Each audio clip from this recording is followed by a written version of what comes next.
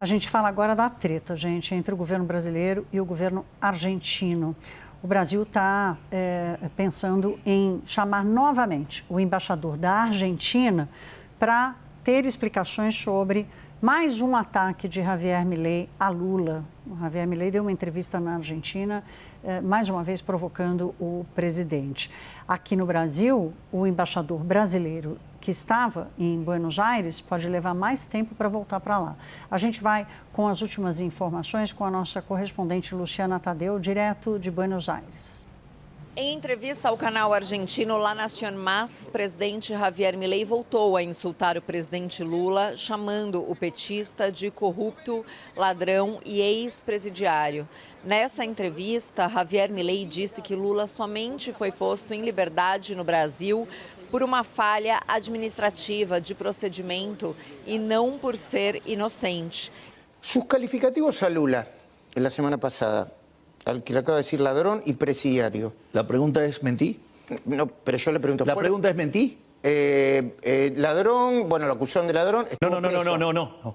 A ver, es ladrón. Es ladrón. Es un ladrón. Es un corrupto.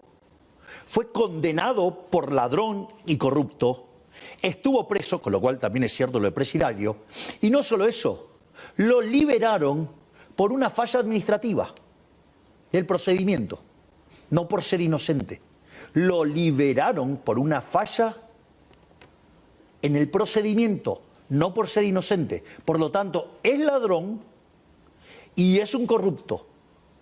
Quem mais? Ele também acusou o presidente brasileiro de supostamente financiar a campanha eleitoral do ex-ministro da Economia da Argentina, Sérgio Massa, que concorreu contra ele na campanha eleitoral de 2023 à presidência argentina. Javier Milei disse que, segundo informações do ex-deputado Eduardo Bolsonaro, o presidente brasileiro teria investido $1 bilhão nessa campanha eleitoral, que foi feita em parte por marqueteiros ligados ao Partido dos Trabalhadores. Ele, porém, não apresentou nenhuma prova dessas acusações. Segundo a apuração da âncora da CNN Brasil, Débora Bergamasco, na semana passada Lula discutia com sua equipe a possibilidade de enviar de volta o embaixador do Brasil na Argentina, Júlio Bitelli, para Buenos Aires, depois de o chanceler argentino ter feito declarações apaziguadoras, dizendo não querer escalar a crise com o Brasil e nem que essas declarações de Milei representassem uma crise, uma ruptura com o Brasil. Mas, diante dos novos insultos de Javier Milei, essa posição vai ser reconsiderada. Há um consenso na equipe do presidente Lula de que ele deve continuar pessoalmente ignorando as ofensas de Javier Milei e não entrar num debate com o argentino que, segundo a avaliação dos seus auxiliares, quer liderar a região por meio desses embates. E agora, a permanência de Júlio Bitelli no Brasil deve ser reconsiderada e deve ser postergada como uma medida diplomática contra essas novas ofensas de Javier Milei. Luciana Tadeu, de Buenos Aires, para a CNN Brasil. Pedro, vai seguir assim, na moderação?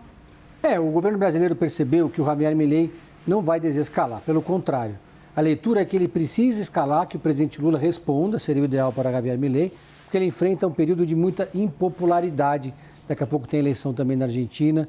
E para ele é interessante, para energizar a base dele, para mobilizar a base dele, entrar num bate-boca com o presidente da República. Do ponto de vista diplomático, a primeira reação vai ser postergar a volta do embaixador para a Argentina. Isso deve acontecer em algum momento, ia acontecer agora, provavelmente essa semana ou na próxima, mas vai ficar ali num compasso de espera, porque não deve haver uma escalada também diplomática, no sentido de tirar o embaixador ou dar uma resposta mais dura do que isso.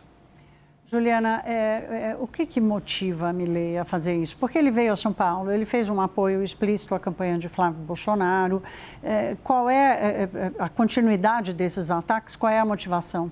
Ser uma projeção, Thaís, isso vai muito além da relação aqui com o Brasil, com o presidente Lula, ser uma projeção de um líder de direita conservador que consegue chamar a atenção dos Estados Unidos. Esse é o ponto essencial. O que a gente está vendo? A onda azul na América Latina, a gente tem apenas Brasil e México ali com governos que são de esquerda, é uma ampliação muito considerável da direita na América Latina, e ter um líder que faça esse aceno para Washington, que faça esse aceno para Donald Trump, é muito importante. Milei quer esse lugar. A gente precisa relembrar a importância que tem essa onda de direita na América Latina, como o Marco Rubio falou disso há 2 dias, ligou ali para Keiko Fujimori, né, recém-possada no Peru, e disse que tem muito orgulho do que está acontecendo com o aumento dos conservadores na América Latina. Tem o interesse dos Estados Unidos, tem o interesse de Milei de se projetar como esse líder da América Latina que conversa com os Estados Unidos e que pode, de alguma forma, encontrar um caminho para influenciar as eleições aqui no Brasil. É claro que isso iria acontecer no ano eleitoral, está acontecendo e vai muito além da briga com o presidente Lula.